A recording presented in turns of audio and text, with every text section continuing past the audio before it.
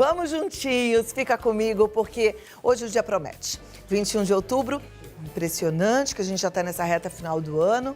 Um ano cheio de desafios, um ano que trouxe para a gente muito aprendizado, mas que também trouxe para a gente muita preocupação.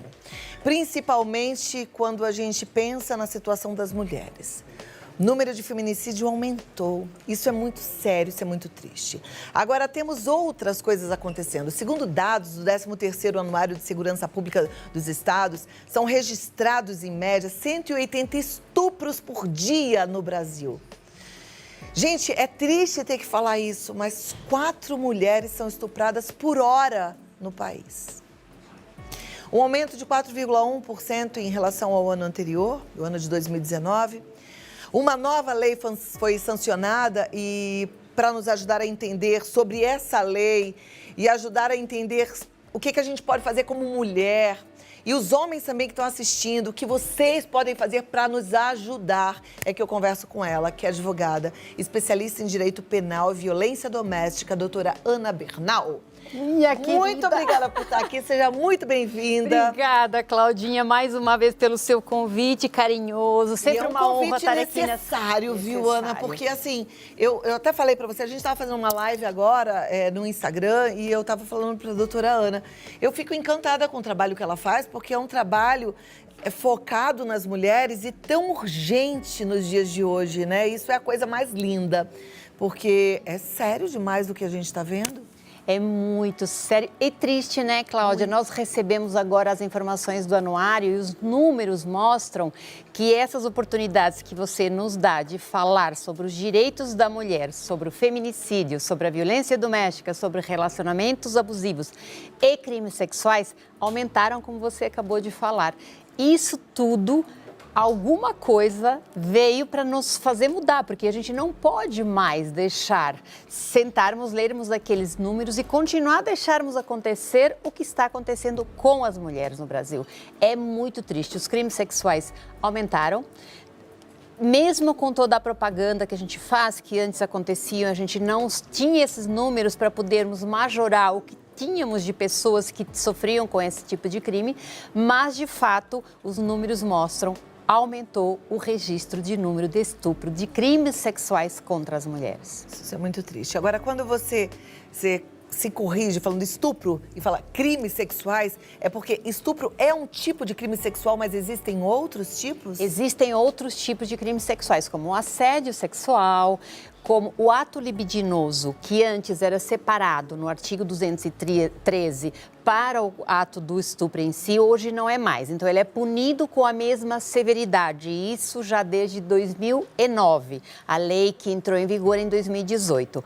Por que isso entrou em vigor? Porque nós tínhamos crimes que eram clamados pela mídia, inclusive, que passaram repetidamente de um ato de um senhor que praticava atos libidinosos com vítimas, mulheres, no ônibus, e o clamor público tão forte foi que conseguimos que alterasse, então, o 213 para ser o ato libidinoso, que é a masturbação em público ou na frente da vítima, para ser punido como estupro. Porque ele entrava, acho que vocês lembram, quem nos assiste, ele entrava no judiciário, falava com o juiz e o juiz o liberava em seguida, porque não era um crime, e sim, era apenado pela lei que a gente chama de LEP, que não chega a ser um crime, mas sim um ato que não chega a ser crime, não é punido. Então, ele saía para a rua, ou voltava para o ônibus e voltava com a mesma prática.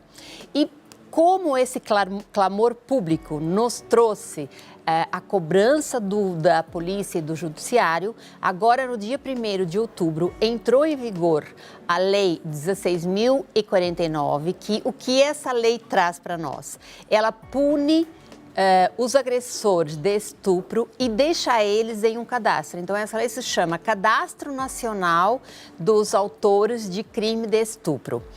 Ali ficam registradas e arquivadas todas as informações, desde o nome, a filiação, as digitais, a fotografia, qual o tipo de crime exatamente o tipo de estupro que ele praticou, para que um dia que ele volte a reincidir, mais facilmente essa vítima possa identificar o seu agressor. O que acontece nos crimes de estupro, na maioria das vezes, Claudinha? A vítima tem uma relação com o agressor. Então, aí nós já temos algo que... Mas, peraí, se ela já conhece o agressor, por que nós precisamos ter um cadastro?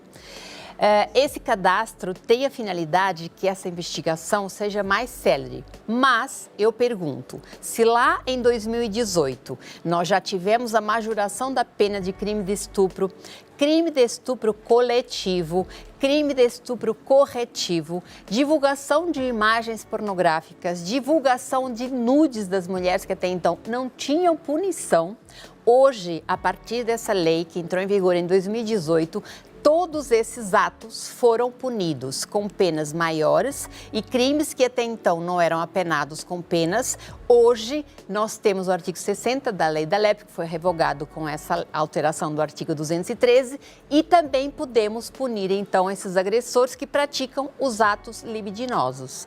Mas se nós temos uma lei que entrou em vigor e que a partir de 2019, nós não precisamos mais de outra punição que não a lei para punir devidamente esses autores, por que nós precisamos de um cadastro nacional onde os autores do crime de estupro ficam lá registrados?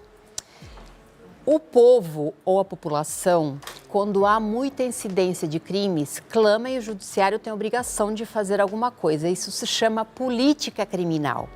Mas eu falei lá atrás, Claudinha, que isso veio agora no registro do anuário, que 90% das vítimas são violentadas por seus parentes, amigos, ou seja, o inimigo mora com a vítima. E muitas vezes o manto familiar acoberta esse tipo de crime.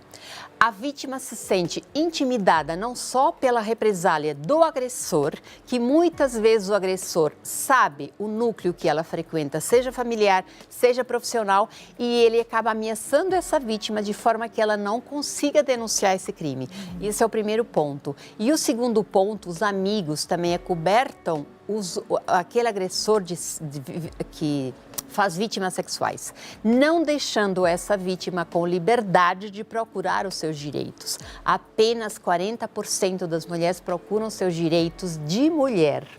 E o que acaba acontecendo é que esses crimes não são levados para a investigação como deveriam e, nesse sentido, não temos a devida punição desses autores. Muitas vezes essa vítima sofre uma dupla violência e aqui eu faço um apelo à nossa polícia para não criticar e não hostilizar essas mulheres que já foram vítimas de um crime sexual quando chegam nas instituições. Ela acaba sendo, por exemplo, lhe é perguntado, mas não foi você que se insinuou, que provocou? Não foi você que lá atrás deu trela, a famosa trela? Não foi a mulher, porque se há uma violência e o crime de estupro prevê que haja violência ou grave ameaça para a prática de um ato sexual. Então, se houve essa violência, não, a mulher não provocou, porque ela teve que haver uma violência. E o homem tem que entender que não, como se fez uma campanha lá atrás, é não. E se a mulher não quer, ele tem que respeitar, porque a mulher tem que ter os seus direitos preservados, assim como qualquer ser humano. Perfeito. Eu vou te pedir 2 minutos e a gente vai entrar nessa questão da mulher, tá bom? Então, quais são esses direitos da mulher? E aí depois eu quero, num terceiro momento, que a gente fale o que é que essa sociedade precisa fazer. Porque se a gente tem essa lei desde 2018 e a coisa continua degringolada, tem alguma coisa muito errada aí, né? Muito errado dentro da nossa casa, acho que muito errado no jeito que a gente conduz a educação com os filhos, porque é papel da mulher educar esses homens, o que a gente está fazendo que está dando errado, gente? A gente precisa acordar, a gente precisa aprender com quem tem mais experiência, quem conhece o assunto, tá? Agora vamos lá, doutora Ana Bernal, a gente já falou um pouquinho sobre essa situação terrível, mas eu queria entender que você disse assim que as mulheres precisam conhecer os seus direitos. Quais são os direitos que a mulher tem e não sabe? Cláudia, nós temos uma das melhores leis do mundo, isso falado pela ONU, não por mim.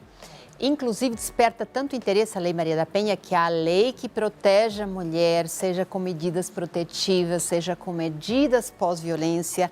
Essa lei chama tanta atenção na Europa e em outros países do mundo, que Portugal me convidou agora para dar uma palestra, cursos online, agora tudo online, sobre isso, porque eles se perguntam, mas se o Brasil tem uma das melhores leis mundiais no combate à violência doméstica e familiar, por que tem tantos índices de feminicídio e de crimes sexuais? Eu até brinquei com eles e falei assim, assistam o curso inteiro e no final vão descobrindo. É cultural. É cultural.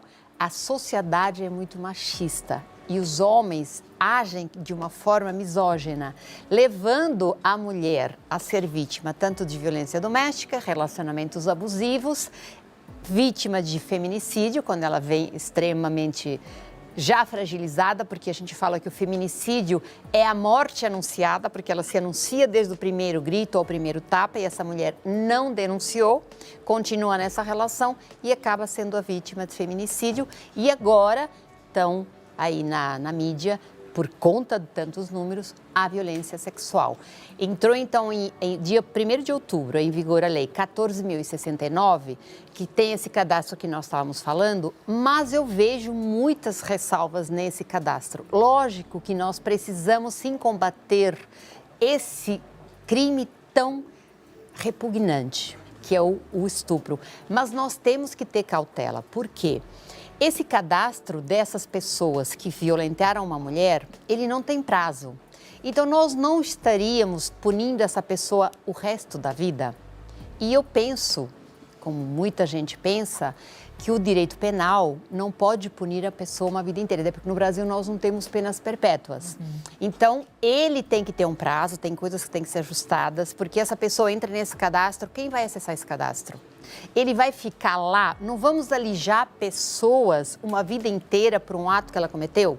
É o que eu falei, nós precisamos sim combater esse crime, mas nós temos que ter cautela, porque o direito penal e o direito processual penal, ele não serve exclusivamente ou não deve ser usado para o clamor da população, que tem toda a razão de ser pelos números altos que a gente tem. Mas ele é um direito garantista, a gente tem que ter garantias e direitos fundamentais assegurados a todos os cidadãos. Até porque nós temos eu diria, uma ideia, uma visão de que o estuprador é um monstro. Mas o estuprador pode ser o teu vizinho, pode ser o seu tio, pode ser o seu amigo, pode ser o seu parente, e não é um monstro. Enquanto nós não desmistificarmos isso, nós vamos achar que é aquela pessoa feia, monstruosa, e não é. Parafraseando uma psicóloga, ele é um ser humano quando é tratado como tal. Eu estou defendendo o agressor que agride mulheres? Não, eu defendo as mulheres o tempo inteiro. Eu tenho um grupo de defesa das mulheres. Agora, nós não podemos, ao defender um, punir demasiadamente outro. As coisas têm que ser exatamente como a lei prevê, mas na forma correta e justa. Então, eu tenho sim críticas a esse cadastro.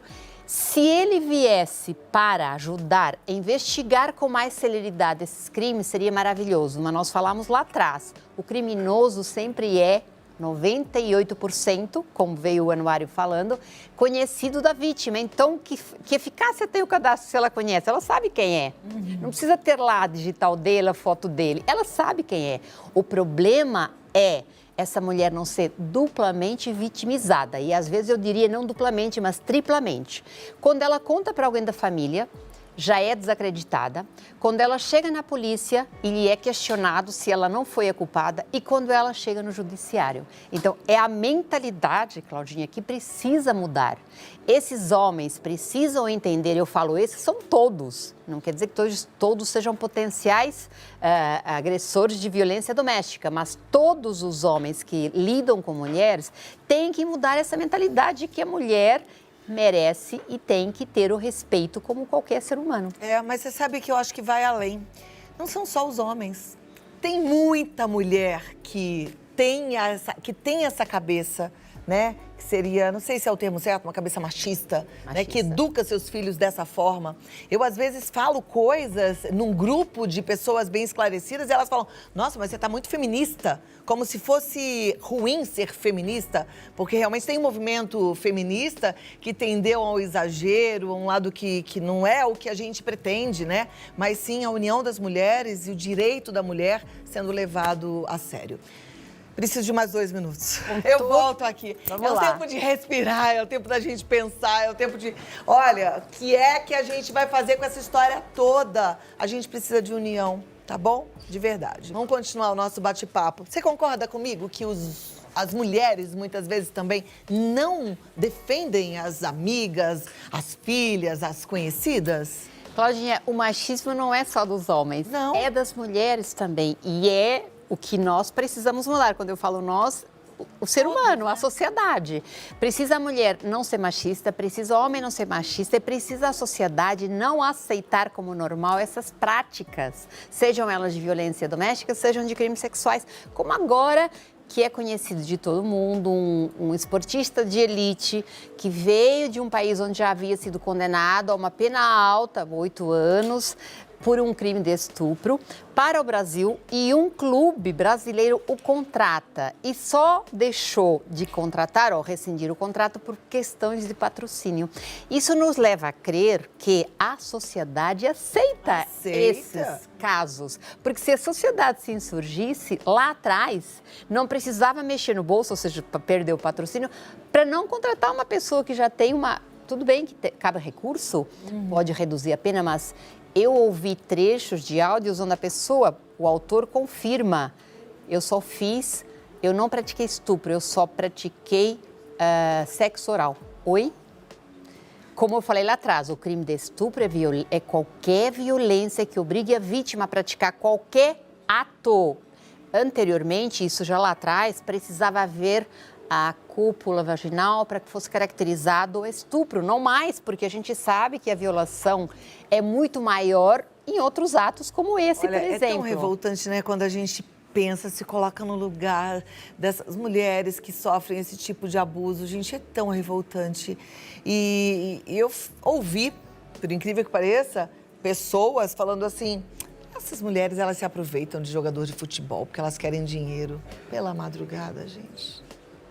Não faz o menor sentido, e são comentários misóginos, que a sociedade acoberta, como nós falamos, e por isso nós continuamos com esse alto índice e com esse número gigante de pessoas que são vítimas.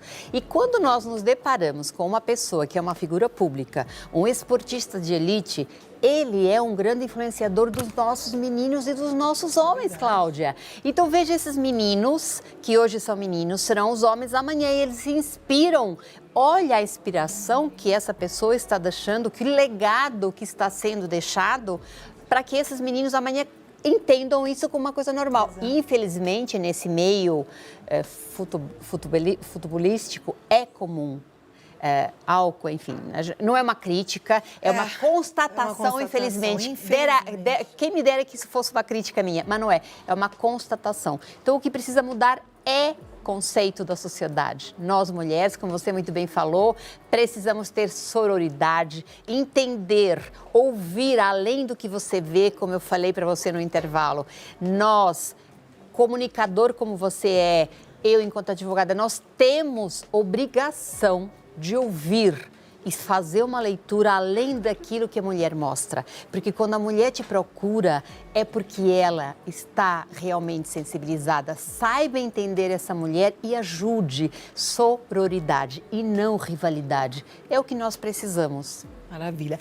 Só para a gente fechar o nosso assunto, agora um tópico delicado, mas importante. Dentro do casamento também existe estupro? Também existe estupro, Claudinha. É a violência doméstica, uma das violências domésticas é a violência sexual. Por quê? O crime de estupro, ele diz que é quando é a pessoa forçada mediante grave ameaça ou violência física a prática de qualquer ato sexual. Se a vítima, ela foi obrigada ou forçada pelo marido, ele praticou contra ela o crime de estupro. Essa questão que o homem fala para a mulher, não, mas eu casei, tenho mulher, você é obrigada a ter relação comigo na hora que eu quero. Isso é uma coisa que a sociedade carregou para a mulher. É mais uma das responsabilidades que incutiram para a mulher. Não é responsabilidade, então, do homem dar certo no casamento, a responsabilidade é da mulher. E eles acham que a mulher tem que estar disponível. Não, mulher, o ato sexual tem que ser voluntário, tanto da sua parte quanto da parte do homem. E se acontece que o marido, companheiro, namorado, amigo te forçar com grave ameaça ou com violência, sim, ele está praticando um ato criminoso chamado estupro. Denuncie. Mesmo que você tenha dificuldade, procure ajuda, tá? Hoje temos vários grupos, várias mulheres feministas e não feministas, porque muita gente, você falou muito bem, essa palavra virou endemoniada. Você fala feminismo, parece que você levantou uma bandeira contra os homens. Não temos nada contra os homens. Eu amo os homens, como a maioria das mulheres, nós queremos eles do nosso lado, não passa à frente.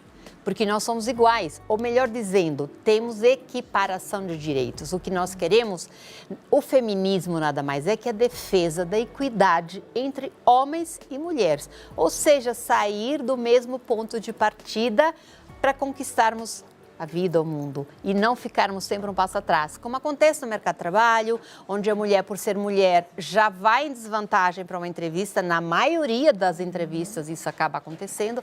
No mercado de trabalho é um dos lugares que eu entendo que é relevante, urgente, para ontem essa mudança, porque se a mulher tiver reconhecimento profissional e ela com capacidade financeira de ser independente desse homem, ela tem condições de cuidar de si de forma corajosa e respeitosa e não permitir relações abusivas, casamentos abusivos e violentos e chegar ao extremo, que é o feminicídio, e os atos sexuais, que é o estupro. Perfeito. Quer dizer, ela tem mais condições, mas eu ainda digo que não é porque tem tudo isso que consegue sair fora de um relacionamento tóxico, de um relacionamento abusivo. Na minha intenção, quando trago a doutora Ana Bernal aqui, ou outros profissionais para falar desse tipo de relacionamento, é te acordar, minha amiga, porque às vezes você não está entendendo que você é vítima de abuso sexual dentro do seu casamento, que você é vítima de agressão emocional, de abuso emocional dentro do seu casamento, né? E tá tão infeliz e tá tão desmotivada com a vida. Eu não digo pra você assim, larga, vai embora, mas cresça, assim, como mulher, como ser humano, porque nada muda se a gente não mudar. Presta atenção nisso. E olha, o grupo de apoio da doutora Ana Bernal é maravilhoso, o Limite do Amor. Inclusive, se você está ouvindo tudo isso e sentiu vontade do voluntariado neste grupo, como você disse, se é um bom ouvido, como é que é? Ouvido que acolhe, boca que não critica.